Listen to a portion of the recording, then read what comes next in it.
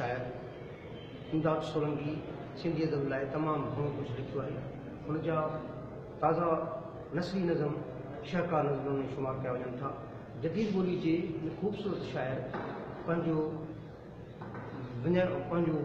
वधायो आहे ऐं उन सिलसिले में हिन ताज़ो लाल शहबाज़ कलंदर जे हवाले सां जेको गज़ल लिखियो आहे उन में हुन जो सॼो दर्द उन इंसाननि जो महसूसु कयो आहे, गहराई सां उनखे फील कयो आहे।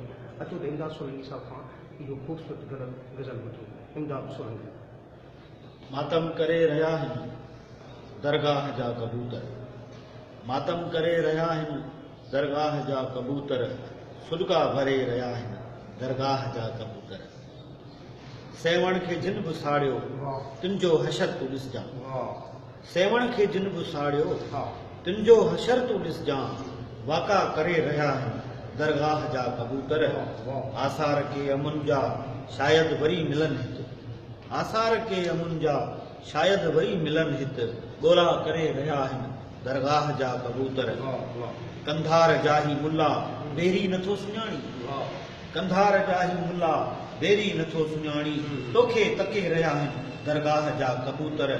आवाज़ सरमदन जो छालाए नथो ॿुधी तूं, आवाज़ सरमदन जो छालाए नथो ॿुधी तूं, तारा सॾे रहिया आहिनि दरगाह जा कबूतर।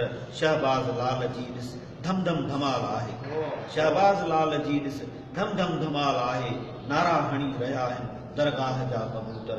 मातम करे रहिया आहिनि दरगाह जा कबूतर, सुलका भरे रहिया आहिनि दरगाह जा। वरी महिरबानी इमदाद सोलंकी साहब, वरी महिरबानी न कराए।